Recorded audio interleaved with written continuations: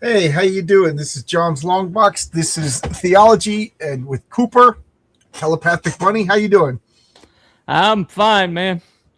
Let's do this. Yeah, for those of you who are new, I'm a comic book guy. One night, Cooper was on It's Clobbering Time, and I forget, somebody brought up Melchizedek, and I had no idea what they were talking about. And then Cooper wanted to respond, but he didn't want to take it away from the top. So I said, why don't you come back on and we'll talk about this. And it was fun and it was interesting. And we had a lot of good comments and everything. So I said, let's make this a semi-regular. So whenever Cooper or myself comes up with a topic, we'll do one of these. And then with my crazy work schedule, and then Cooper has a crazy work schedule, we never know. So that's what streaming is. You can watch it later. So leave comments. And if you have any ideas about that are in line for this show, drop them in. It's a lot of fun to discuss this stuff. So you know what's funny, Cooper, is just last night my wife came downstairs and was like, do you know who Melchizedek is? I was like, yes, I do. Because she did a Bible study and she goes, I read the name before and I never really thought about it. So we had a big talk. I referred to her to my video, so whether she watches it or not, I don't know.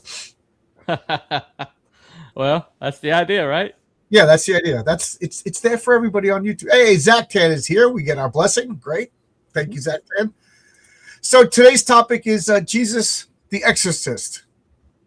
And I was driving to work and I heard something on a radio, and it was a Jewish, Christian, and a Muslim panel talking.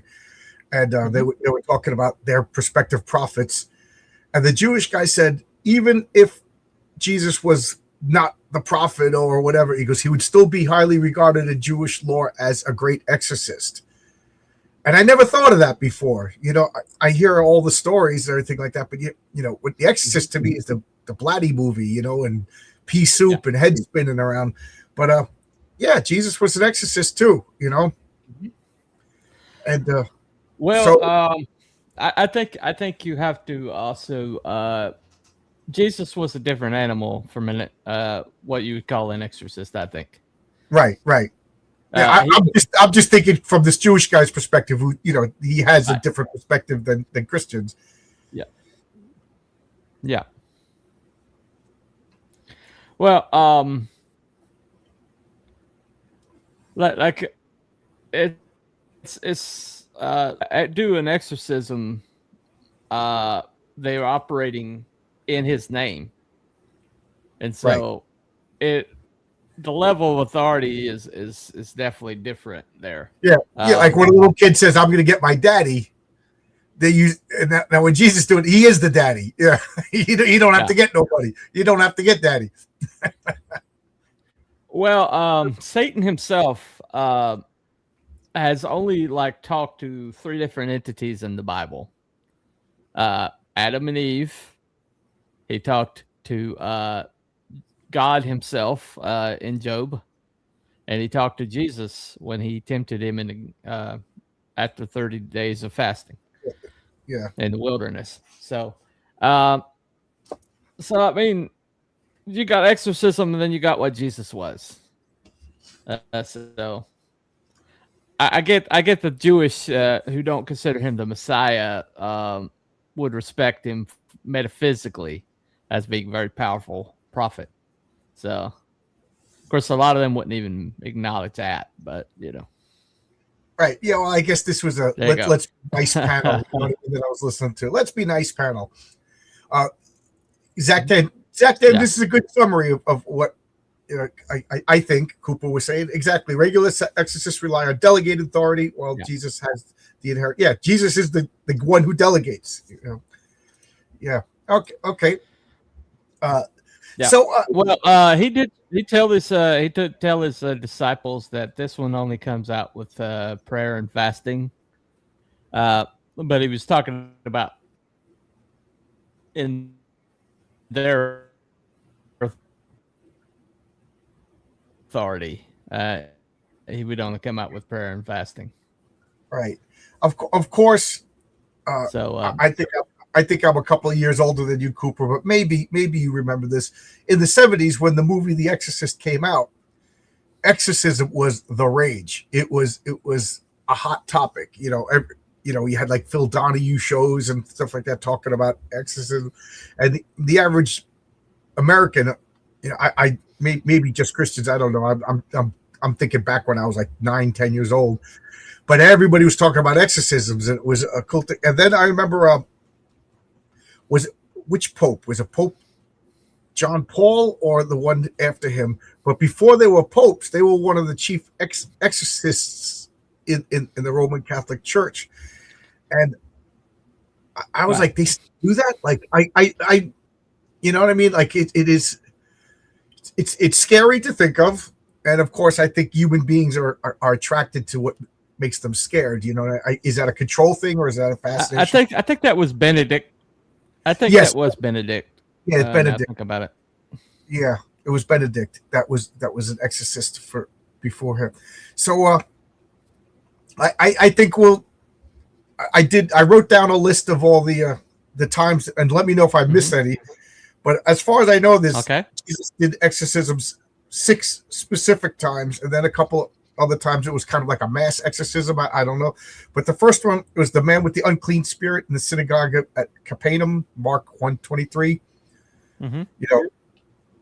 And Jesus basically said, "Be gone," and I noticed a pattern is they recognize him as he's coming. Like it's almost like the demons like got one foot out the door beforehand. Like, okay, all right, this was good while it lasted. I'm gonna get while we get. My favorite, if having a favorite demon story is the appropriate word, but the one that I'm most fascinated with, and I'll come back to this later, is the Gethsemane demoniac, they call it, the I Am Legion demon. That one. It just, I mean, as a comic book guy and everything like that, how can you not be fascinated? This is the one where there is a poor guy who lived in the tombs, and which is scary enough because if you knew about the Hebrew Jewish Israelite life, that means he was unclean. He was. I think you had to be ritually cleaned when you're dealing with graveyards and stuff in Jewish theology. So it's like a Muslim living amongst pork. So he was already, even if he didn't have a demon, he's an outcast. And then the locals tried to chain him and tie him up, and he was superhumanly strong and broke the chains. And then when Jesus shows up, it immediately starts negotiating. Starts, and then Jesus says, "What is your name?" And it says, "We are Legion," which is really scary, scary. And then it begs, "Don't destroy us, don't kill us. Let us go someplace else." And then Jesus sends it into the pigs, and then the pigs in madness or whatever go into the Dead Sea River. I'm not exactly sure where. They went off a cliff into some body of water. Right. Off a cliff. I think it was the Sea of Galilee. I'm pretty sure. Sea of Galilee probably makes the most sense. Yeah. Is the mute and possibly blind? They might be the same one in Matthew. Another mute and blind one. Oh, that's the same one twice. I wrote it down. I can't pronounce this, but the Syrophoenician Canaanite woman's daughter, when Jesus cast her out, he didn't even go. He was on his way someplace else, and she's cured. Go home. I got this. Syrophoenician. Yeah. I forgive me. I'm sure people can sympathize pronouncing some of these names. I've been pronouncing this stuff since I was a kid. Okay, so. There you go. You can correct me. The boy with the spirit causing seizures and convulsions. And those, did I miss any? Those are the only ones that I found. Oh, and Mary Magdalene with the 7 demons. Yeah. So I think that's all of them. He did say, "Get thee behind me, Satan," to Satan himself, so that would be That's considered an exorcism. but was Satan And Satan Satan possessing departed from anybody? him. Was Satan possessing anybody? Like, I guess an exorcism could be just getting rid of the demon. Exorcism is yeah, you're right. yeah, it's so Yeah, it's basically him. Yeah, right. yeah, okay. Yeah, I'm thinking again. My whole idea of this is formed by the movie. You know what I mean? So yeah. Right. Hey, which was cool. Good. Thanks for checking us out. Mm-hmm. One mystery is whether the demons that made the pigs go into the sea, or if the pigs got spooked and would rather die. Oh, another thing to think about.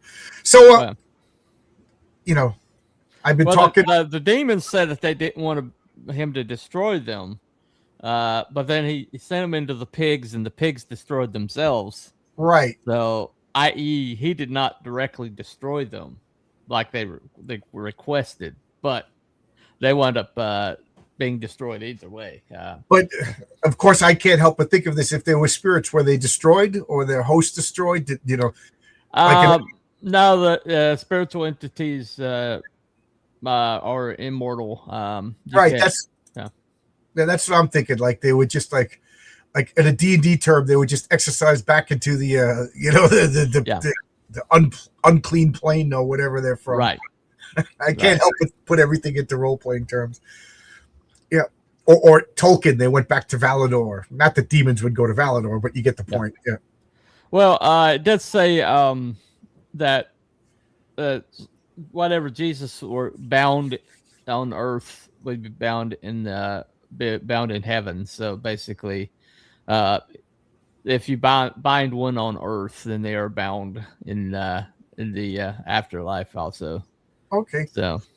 Oh, this is interesting because of course, I've heard the story of Judas my whole life, but it wasn't until maybe like 6 or 7 months ago I was talking with Brian Bow about this. I think it was after the video that we did was Judas irredeemable. Was Judas possessed by Satan? Would you say? Because influenced and possessed to me are different things. Yeah. No, Peter was never possessed, but Judas definitely was possessed. It said that Satan entered into Judas at that point. So, and that started the whole thing. That if you're possessed, do you have free will? And if you don't have free will, that's where I say, was Judas. It's pretty clear that there is a invitation that it occurs. Now, there is like the children. Like with the demoniac child, they said this has been happening to him since he was a kid, or since he was a child, and so it's like how much free will is involved in a possession. But yeah, so I mean, there's like been. There's books and books and books written on this. There's seminars that you can watch and things like that. For actual exorcists, I've seen. They don't like to talk about it, mainly because they don't want to glamorize it. But there are. Oh, did I freeze up?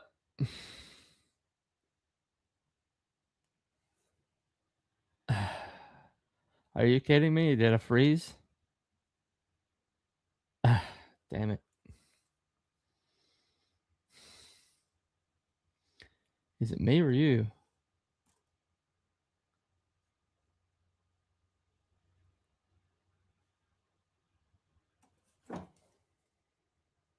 Okay, hold on.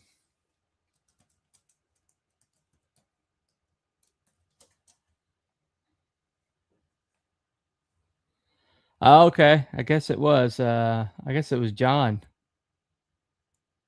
that froze. Okay, John froze. Okay, I thought it was me. Well, when John gets back, but there's like when you there's exorcists that basically when they don't like to talk about it, they don't like to advertise, they don't like to like make it glamorous, because it's really, really not a glamorous thing. Hollywood's kind of like build it up as something that it's not. Sorry, I think my computer needs an exorcist. Okay, gotcha. Well, I was just saying that the Exorcist, they basically they don't like to advertise it, they don't like to glamorize it, and it really is a lot more down and dirty than they want people to like know. And it's really kind of a grueling thing. It's really but I've seen like testimonials about it. But when Jesus, did an exorcism, it wasn't that dramatic, because he would just basically say, Yeah, and they would go. Yeah. So there was like especially the daughter. He just did it on his way to someplace else. He said she's fine now. Yeah. Yeah. Well, the one, I think the one you're talking about, yeah, there you go. But I think the one you're talking about, she started like crying out and saying, this is Jesus, this is the Son of God, or whatever, like declaring him. And then Jesus was said, even the demons know who I am, and so he when it came to exorcisms, Jesus's exorcisms were not sexy. They weren't like Hollywood ready. Right. Yeah. They were essentially like daddy's home, get out. Yeah, there wasn't much of a battle. There was no special effects. There was no drama. It was just get going. A little bit of pleading, and they left. Yeah. Yeah. I mean, there was like it was such a non-factor for him. The one in Mark, the demoniac child. Basically, when he comes down, and the disciples have been trying to cast the demons out of this child. And the Pharisees were kind of ragging him, sitting there like, oh, maybe you need to shout louder, and they're kind of like making fun of him. And Jesus comes down, and it's one of the few times in Scripture Jesus shows like genuine frustration. You generation of vipers, how much longer must I be among you? It's just, it's kind of like, yeah, you people drive me crazy. He gets more frustrated at the humans than the demons. Yeah. Because when he basically asked the father, what do you want me to do for you? Like his child's like foaming on the ground, and it's obvious. It should be obvious, but he's asking that guy. Yeah, there you go. But he's asking the guy, the dad. He's like, what do you want me to do for you? And he's like, that's when he said, Lord, I believe, help my unbelief. I've been to everybody, and I only have like this little bit of faith left. But if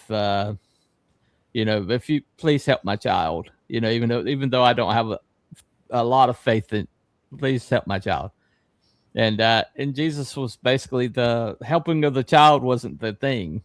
He was more concerned with the man, the man's faith, than he was the child, because it's like as soon as she showed up, the demon being gone is a foregone conclusion. And right. So it was almost casual. He's just kind of like oh yeah, cast him out. But it's like the man's faith was more of a issue for him than the demon was. And so most of his exorcisms were anticlimactic. Yeah. I know you watched the show The Chosen. I watched the show The Chosen with my wife, and I noticed that they the only real like demon thing was they kind of in the introduction of Mary Magdalene, and they made it really anticlimactic. Yeah. And I was disappointed. And then I thought about it. I said, it's probably how it would have been. He just basically opens the door and they have Mary Magdalene like hiding, making a face. But I understand the show doesn't want to go for all the well, sexy monster, kind of stuff. They want to make it more relatable and realistic. So I like a lot of stuff that I was looking forward to. I didn't see in that show, but that's the choice of the show. But I wanted to bring this up because back in my 20s. When I was the asshole militant atheist, I remember arguing with people about this, and I was arguing with another atheist, believe it or not, and he was saying that these weren't demons. They just didn't understand this was mental illness, and like the boy with the spirit causing seizures and everything like that. To me, I even though I'm not that militant atheist anymore, I could see that one being like, okay, this kid had either an organic or mental condition causing. I said, but the bottom line is, okay, even if you take that stance, he still helped them. Like I remember one of my friends was just like, yeah, Jesus put the mud in the guy's eye. What did he do? He cleaned crust out of the guy's eye. And I'm like, okay, so he still helped him when nobody else did. Still restored his sight, whether it's miraculous God power or if it's just like a little bit of basic teaching the guy of human hygiene, 6 of one and 1/2 dozen of the other, Is the guy helping somebody in the street less of a good person because he didn't use lightning and thunder and fire, and so that was one of my first internet wins back when those things mattered. But what do you think about that? Like, is this? Well, I mean, okay, I've been around mental illness, and to the amount of mental illness to the extent that somebody is institutionalized, which is a lot of these would have been on that level. And there's been, I basically live, my hometown has a mental hospital, one of the only 2 in the state. And so this is something I'm very well versed in. And people's mental conditions do not reverse themselves instantaneously. They don't go from cutting themselves, living in a graveyard, unable to be contained. And the thing about that physical strength thing, the only thing that really governs how strong you are is basically your mental, what your brain tells you can do. Because I have seen little kids who had mental illness rip stuff off the wall that grown men would have trouble with. And so, if you don't have that part of your brain that says, okay, that's not possible, you can't do that, then and it's been proven that people that have been able to push beyond the limitations. You have the stories of the little, mothers lifting a car to get their kid out and things like that. Yeah. But the thing that adrenaline can overcome that, and it's we don't really know what we're truly capable of. We really don't. But the thing that I have to point out to you and your atheist buddies, and is that mental illness does not just instantaneously reverse itself. I mean, you can have moments of clarity. You can have, the drug-induced, and even if something's drug-induced, they have to take that drug the rest of their life, and they're dependent on it, and it makes them zombies. It changes them. It basically suppresses them as human beings. My best friend that just passed, his brother had schizophrenia, and they had him, the drug he was on that allowed him to function also made him suppressed his personality to the point where he was almost a ghost of a human being. That's the whole point of the novel, The Clockwork Orange, is that they give him a drug that forces him to be good, but he has no free will. And the priest they didn't really make a point in the movie, but in the book, the priest says he's no better than just a clockwork orange. Wind him up and he's alive.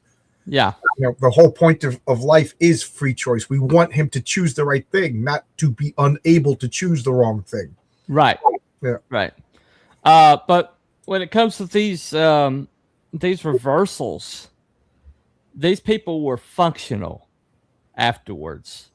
As a matter of fact, the guy who he cast the demons out of, the demoniac, he was like, people were shocked to find him at home in his right mind, cleaned up and functional with his family when they came to investigate.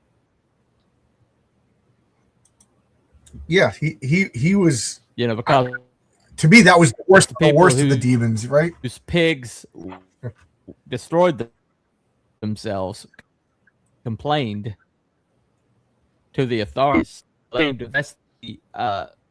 had basically just roped him off. Yeah, they chained him up, roped him off. What's that? And Okay. I love that, supernaturally breaking their chains. It really is, to me, that's the flashiest. Yeah. If you're gonna show one demon story from Jesus, that's the one. Mm-hmm. I mean, the Mary Magdalene story, I guess you have to show because she's a main character in the story. They did do the demoniac in The Chosen. Oh, they did. Yeah. Okay, I gotta go back. Yeah, they did. Jesus is a direct descendant of King Solomon, right? Yeah, he's from the lineage of David. Right. I doubted myself for a second. I didn't want to respond. So glad. Both through Mary and through Joseph. He's both of them were from the lineage of David. So I want to. So let me. Again, I'm just being the advocate here, asking questions. Mm-hmm. That's the whole point of this. And feel free to ask questions in the chat too. This is so cliche to say, but it's a judge-free joke. It's about getting information and insight rather than, whatever, yell at people for the wrong beliefs. But is it metaphors? Like, was Mary Magdalene just like a woman lost her way, and seven demons is just an expression? And then she saw Jesus and converted and repented. You know what I mean? Literally no demons, just metaphorical demons. Like, alcoholics say that the demon in the bottle, it's not really a demon, although we do call it spirits, so you never know. But you get what I'm saying? What do you think about that? People don't spontaneously reverse course. They just don't. There has to be, but I could see, like, this is my own little personal story that's not demon or anything like that. But my father was a smoker, and I remember him sitting at the dinner table, and I always wanted to sit next to my dad, but every time he took out a cigarette, I was like, oh God. So one day I remember was sitting in the dining room, and I said, Dad, do you like smoking? I was like 9. Mm-hmm. And he said, no. I said, so why do you smoke? And he said, good question. And he put out the cigarette, and that was it. That's not a demon, but no, you know what I mean? But like it was, and then my mom tried to quit smoking for 15, 20 years. She couldn't do it. Yeah. I have a brother-in-law that just can't stop drinking. It's like that Nicolas Cage movie. He can't stop. My sister had to kick him out. Enough's enough. We can't do anything. I got 5 daughters. It's a really sad story, but he was an asshole from the beginning. So what did he expect? But like, he just, yes, I understand. But there are cases of people just, a moment of shame or a moment of insight. So like, you think Mary Magdalene seeing Jesus of all people, if she, I don't know, this is controversial now the modern studies that she wasn't the prostitute, that was somebody else. And then, you know what I mean? There was I don't know enough about it. Some people believe that there are multiple Marys. Right. Mary was a pretty common name. Right. Like, because the way the Bible's written, it says, a prostitute. And then there's another sentence that may be him talking about somebody else. But whatever the point, you don't think she could just like an epiphany and change? And you know what I mean? Like, was it literally demons were cast out, or was it a moment of shame and like, this is it, I've hit rock bottom, I'm gonna make my life better? Shame is not a motivator for change. Shame basically causes a continuation of the spiral. What changes people? You have to have shame, but then you have to have repentance, Right. and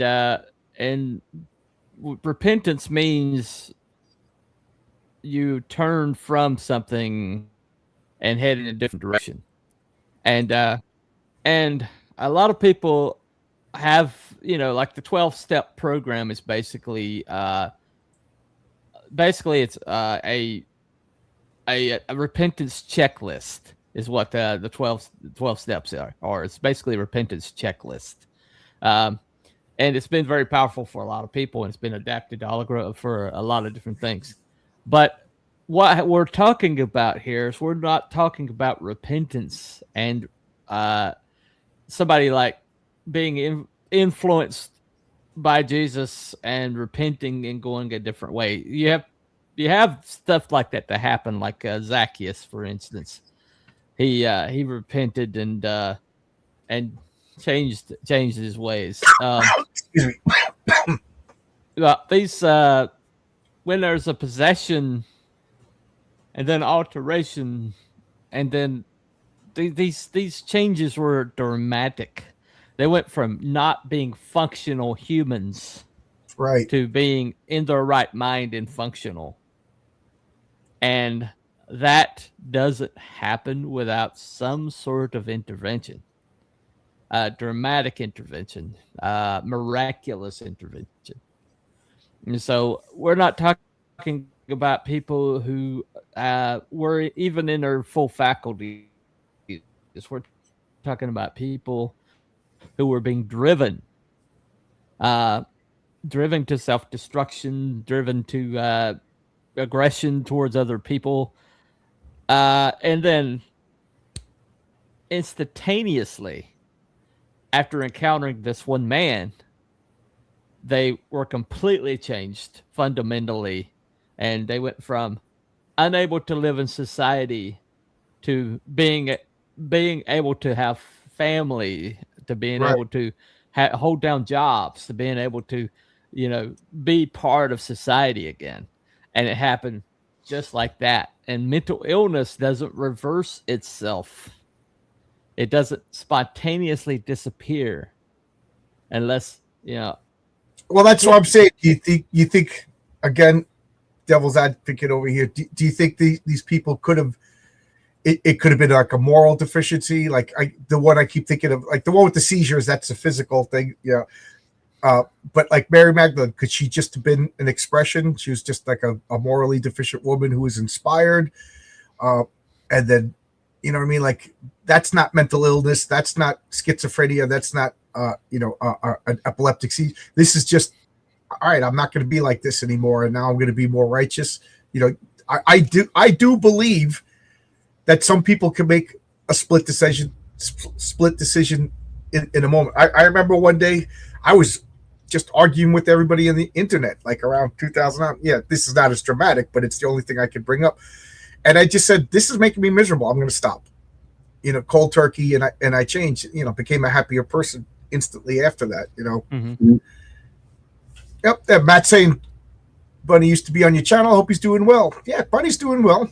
Still got my channel, Matt. Yeah. I never stopped. And Matt, I got your email. Matt, just comic book related thing. I sent Matt a story. Matt and I are going to make a science fiction anthology. I'm so excited. Matt's super talented. Oh yeah. And Matt, come back on my channel as a guest. Come back on my channel as a guest. And I wish, and YouTube's driving me crazy because we always see the last names to the first names. So like, I only recognize people by their avatars now. But I don't know how to fix that, and everybody's doing it. So it's not me, it's not StreamYard, it's YouTube. But hello, everybody! Thank you for showing up. So I'm sorry, Cooper. Just got excited to see people, familiar faces. No problem. I'm just saying that there's a level to people that are possessed. I mean, one of the things that the Exorcist will tell you is that there is a correlation between possession and mental illness. Right. And And so the first thing that they do is determine if demession means inhabiting, that there's another presence inside of someone that's operating and influencing them independently from the host. Uh, and that's what the determination is. Is this somebody being influenced from outside or causing a change in behavior? Or is this somebody that is inhabited? There's another presence inside of them that is pushing them. And Right. They have to there go, is a go through very a distinct difference there. you have to go And through a battle test, just like the church does with miracles. They can't just, unfortunately, we can't just accept all claims. Otherwise, there's, everything is true, and we know that's not. yeah. Nobody would ever lie about a miracle, So everything has to be put to it. That to me is always fascinating. I know that maybe that'll be a topic one day. It's just like the whole battery of tests to see. They actually have like church investigators that their job is to debunk divine interaction. It's counterintuitive to the concept of the church, but that's a whole other topic. I'm sorry, I just got excited about something. That's the way I'm like a child, Cooper. I get excited about it. Squirrel. Anyway. Yeah, exactly. Yeah, another side is I remember like when Shroud of Turin. I'm sorry. That's a great topic when I too. did my research into the Shroud of Turin. Yeah, that is a fascinating topic. Another person. Yeah, my wife just messaged me. She must be watching at work. Yes, I'm like a child. I'll keep my thought to myself. But I remember like another personal anecdote was my mom got dementia before she died, and I'll never forget the look in her eyes one day. There was a person that she just never liked, and this person was very unlikable. So that's not the problem. But one day, I mentioned her name in passing because she was doing something. My mom. I'll never forget the look in her eyes and the contortions in her face. It was terrifying. And my wife was there, and I just said, if this was 1,000 years ago, or hell, if this was 100 years ago, people would have said my mom was possessed. So what do you think about? Do you think like a lot of possession is misdiagnosed? Like, do you think now that we know about schizophrenia and dementia and stuff like that, was there something special about ancient Israel where everybody was getting possessed? Is there the same amount of possession today? We just don't know about it. These are the things that I'm kind of fascinated about it. Is there something special about that part of the world? Jesus was a magnet for supernatural. He was a magnet for the demonic. He was targeted. He was under nonstop pressure all the years that he was on the earth. Nonstop pressure to live a righteous life, and part of that was that supernatural forces sought him out. People were after him. The spiritual realm was after him, like nonstop. Especially the 3.5 years of his ministry. Once he started, it was game on. After his encounter with Satan. There you go. Do you think it's like West? The young gunslingers were always after the fastest gun, to get a reputation, or were they assigned to do it? Because logically, you'd think if Jesus was over here, all the demons would go over there. You know what I mean? Right. Well, I don't think that they like voluntarily went after him, but I think that they had an edict to go after him after, because he was basically God walking in flesh on the earth. And Satan had been trying to cast God down for time immemorial. That's the reason why he fell, was trying to cast God down. And so here was God in physical form, at least the Son of God, which predates his physical form. So this was an entity that Satan hated more than any entity in the universe. And he was in physical form. He was on the earth, and so Satan was doing his best to destroy whatever mission Jesus was on. And it's quite obvious that he didn't understand the significance of Jesus probably till after, or he would have left him alone. He wouldn't have killed him if he had known the effect of it. Michael Heiser and the Divine Council Worldview. Yes, I've read Michael's work. Michael has covered a lot of this. I don't agree with everything Michael said, but he did do a lot of research in this area.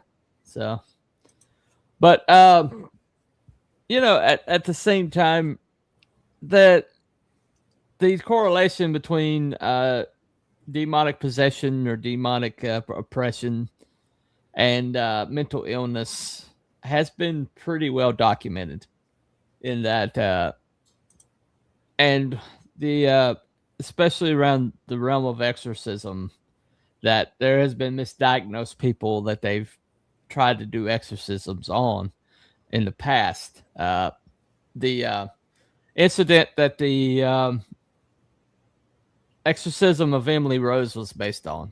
Yeah. In Argentina. That girl actually died.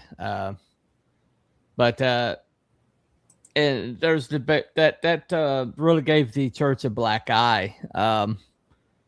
And they instituted a lot more parameters after that to what they're allowed to do as exorcists. But at the same time, it's the spiritual realm is the real thing. And I've caught glimpses from time to time of influence of people being influenced around me. Very clearly influenced around me. I think I dated a few girls that were demonic possessed. Yeah, it's very possible. Very possible. Women are more, and some of them were redheads. So yeah. Well, I mean, you see some of the liberal females, the way they act. It's funny that that's a joke, but it's not a joke at the same time. No. These people shouting and their eyes are crazy. Like I could, it's like my rational. Yeah, exactly. My rational mind immediately thinks that these people are on like what are they called? SSRI. Most of them are on SSRIs. Yeah. Yeah. That's a term that I didn't know until just recently. So right, Occam's razor, the most logical answer is the most simplest answers, and then it's like maybe there are some of these, but to me, like the Gavin Newsoms are more likely to be demonic possessed than these people screaming in the streets. You know what I mean? Yeah.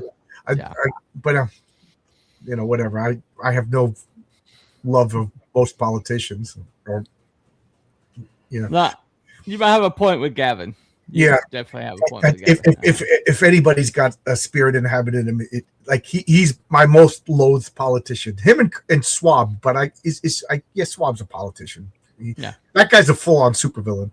But I have to leave in 10 minutes. I have to leave for work. So I wanted to talk about the I Am Legion. Mm-hmm. And part of me, just because I'm always wondering, I'm always trying to come at things from different angles. And I'm wondering, could this possibly be a metaphor that it didn't actually happen? And here's my rationale for that. Is, okay, so Israel is under Roman occupation. So Jesus shows up, and Israel did have this messianic tradition. There was something like, one of the things we kind of don't really know about, but there was 30 at least people who called themselves Messiah at the time. What was the Bar Kokhba and stuff, the Bar Kokhba rebellion, and then there was other people who, and Simon the sorcerer. Oh, I didn't know about that one. I got to look that up. But So there was an expectation that a Messiah was going to come and literally overthrow Rome. Yeah. And that's one of the things I think Peter and Judas were struggling with. And Peter overcame his struggles. Judas did not. And well, I mean, he didn't overcome his struggles. He just he lost faith because of it. So. Succumb to him, or whatever word you want to use. Yeah. But so here's the story of this being unclean, not following Jewish laws, wallowing in it, and then stronger. The locals come and try to restrain him, try to kick him out, try to stop, and can't. And then the Messiah comes, finds out, what is your name? I'm Legion. That is a specific Roman name. Legion is 5,000 to 10,000 men, depending upon the time period, and then cast them into pigs, and then toss them into the sea. Do you think this could be a metaphor for what the expectations were of a Jewish Messiah at the time? Or is this literally a demon calling himself by a Roman name, or groups of demons calling themselves by a Roman name? I don't know. I'm not saying it is. I'm just thinking as a comic book writer and seeds for stories and stuff like that. Yeah, Simon the Sorcerer. I got to look this up. I got to look up. Simon Magus. Simon. Yeah, Simon Magus. Yeah. Yeah, the one who tried to buy Jesus' magic powers. Yeah. Yeah, that's a fascinating story. Yes, okay, I did know that one. All right. But what do you think? Am I crazy for thinking like this? Well, I mean, if you're looking for alternative... I'm not looking. It's just, it's... Well, okay.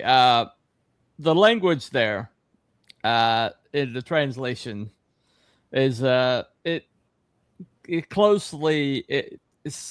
a lot of root words that are used in the Greek language, and legion is one of them. It just means multiple or many. Right. And it does clarify. It says, I am legion, and it does say which means many. I am many, and so when it basically is just trying to say that there's a bunch of me in here, and I don't think it's just like right. I don't think it's talking about a unit of army measurement. I think it just means that there's a whole bunch of us in here. Right. You always get me with that. It might have been a threat. It might have been a threat. Yeah. But whenever you say it's probably a translation thing, like now because you did that before, and I'm like, yeah, you're right. Find out the actual word. Is this right. Is the actual word many? Is the actual word, because to me, I was thrown off on it that it's a Roman word, but it was translated by Greeks. What was the the Roman? What's the Roman language? Lingua franca, yeah. Latin, right? And so that was a Latin word for right. Yes. Now you got me. I got to go and look and see if I can find out what the actual, whether it was Hebrew or Aramaic or whatever the actual word was. Yeah. Okay. You always get me with that. The actual translation. Yeah. And that's how I win constitutional arguments. Well, the founders, well-regulated militia meant something else back then. Yeah. Well, you always look at things in context. There's a whole entire process that they use to interpret scripture. I can't remember the name of it. It starts with an E, but no, it's not an E. It starts with an H. It's called hermeneutics. Hermeneutics just basically means determining the context determines the meaning. Right. And so hermeneutics basically is you determine what the what the context is. Right. When this was written, who was it written by? Who was it written for? What was the purpose of it? What did these words mean? Because words do change.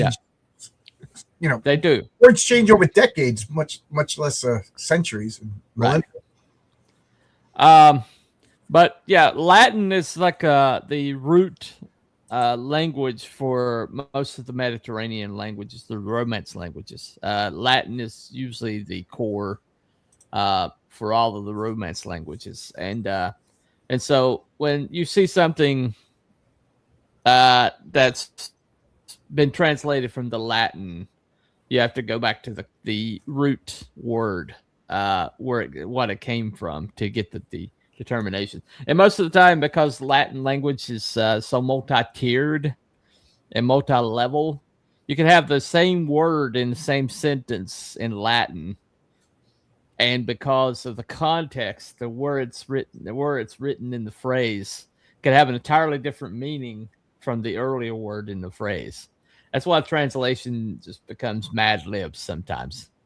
And that's why translations can be so varied, is because there's so much determining room. There's so much room to determine. But in that particular situation, I do think that they was referring to just the multitude. There's a crowd we're crowded in here. Right. There's a whole bunch of us in here. Yeah, I'm thinking, and then you got me with the translation. Like, was it literally written? Like, if in Aramaic it is whatever Legionis or whatever how the Romans pronounced it, then yeah. But if it's just, we're going to use Legion because it's a commonly understood term at this point, you know. Well, I mean, whoever was the eyewitness of this, you know, I can't remember which. I think it was Matthew that mentioned this demoniac. I think it was either Matthew. It might have been also in Luke. But it's Matthew, Luke. But basically, it's in all of them. It's written off of eyewitness accounts. Of the Gospels. Yeah, it's odd because John doesn't have any exorcism accounts, but all of these are in the other three. No, at least that I found. Well, John was written so long after the other ones. John was written after Revelations. John was like one of the last books written in the entire canon of Scripture. And John was basically this old man John, the last man standing, right, looking back upon everything that had already been written and writing a gospel to fill in the blanks. And okay, I didn't think of it like that either. Why write this? It's already been written 3 times. I'm gonna tell. Okay, all right, that makes sense. So he wrote Revelation first, and then he wrote his gospel. That's why John had a lot of. Go ahead. I said that. So he wrote Revelations first, and then he was just like, "All right, I'm gonna." They missed a detail here. I'm gonna write about this. Okay, I didn't know that either. That's interesting. Well, John kind of had the church had already been established at that point. There was a lot of the church philosophy that's already established, and there was a lot of John was one of the last. He was the last disciple that was on the earth. He was the last to die. He died of natural causes, like Jesus, foresaw he would die. And he was asked over and over again, all these questions about the philosophy of Jesus. And so when John wrote John, he was basically he's like, okay, we wouldn't have John 3, which is the most important evangelical chapter out of the whole entire Bible, John 3. And we wouldn't have that if John hadn't said, okay, he told the story over and over again, and people were like, we don't want this lost to time. Could you please write this down? And so John goes back and he writes John to kind of like all the stuff that he didn't want lost to time that was in his head, that was in his memories. And so that's why John is such a different gospel from the rest of the other 3 are called synoptic gospels. They're more, and you can cross-reference the other 3, but John's unique. And in among the gospels, through the 4 gospels, John's is like almost a different animal from the other 3. Tony, as always, has interesting, fun questions. Who's the better exorcist, Jesus or King Solomon? I'm going to answer this one before Cooper. Jesus, because he truly exercised he got rid of them and he helped people. Whereas Solomon, I think I'm fascinated with Solomon. Solomon is my favorite character in all of Jewish Bible, Muslim Bible, Christian Bible. I'm fascinated with King Solomon, but his problem was like the self-indulgence. Yeah. So he didn't. As far as I know, he exorcised one demon in a boy. Really gruesome story that this demon would come and suck the soul out of the boy's thumb at night. Whether it's a metaphor or what, you be your own judge. So Solomon exorcised the demon, and rather than get rid of the demon, disperse the demon, Solomon's like, how can I use this to my advantage? Well, most of the lore around Solomon was written from Jewish people wanting to denigrate or downplay Jesus. Okay. And so a lot of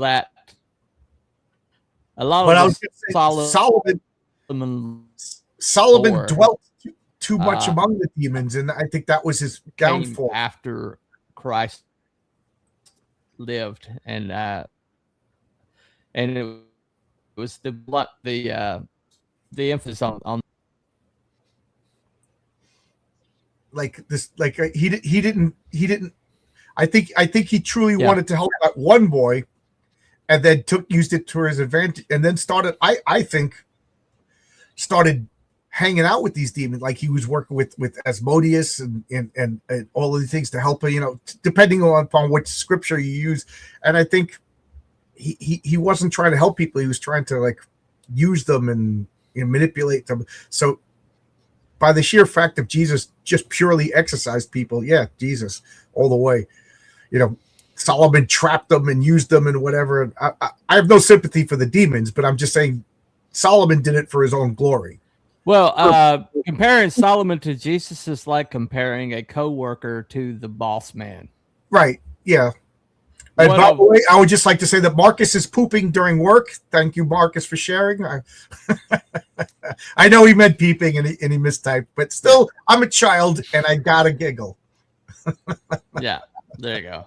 Popping in. Yeah. Yeah, you gotta watch the O's and the P's there. Yeah. Anyway, this is entirely different. We use vowels not unlike ancient Hebrew. Yeah. There you go. But anyway, so like I said, exorcists with Jesus were anticlimactic. Right. That basically what happened is somebody possessed came across Jesus's path. The demon immediately realized that's Jesus. Oh crap! And then Jesus is basically like, out, and the demon left. Yeah, this isn't a baseball game. This is super pros showing up against the amateurs. It's not even a contest. No, it's like several times where he actually seems annoyed that this demon's like operating in his space. It's almost like he's chiding them.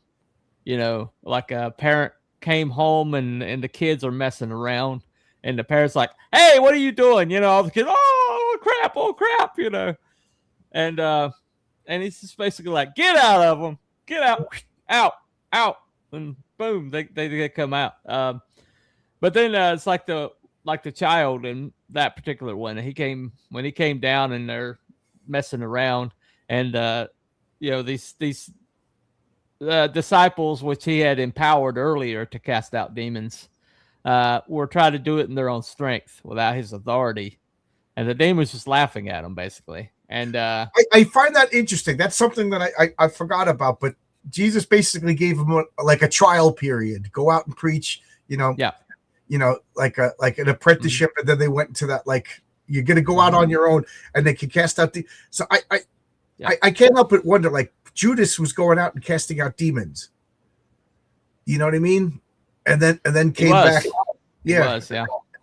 Like, I don't know, like, I just think that's just, I don't know where I'm going with this, but I just find that interesting that at one point this guy was casting out demons, in Jesus' name.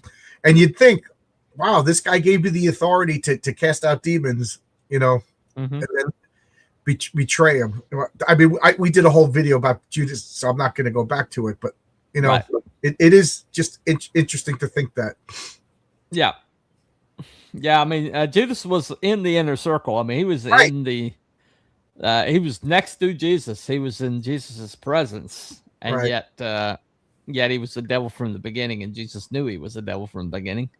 And so, yeah, it's pretty funny, Marcus. Yeah. So I know you gotta go, but Yeah, I could talk about this for another hour. I know.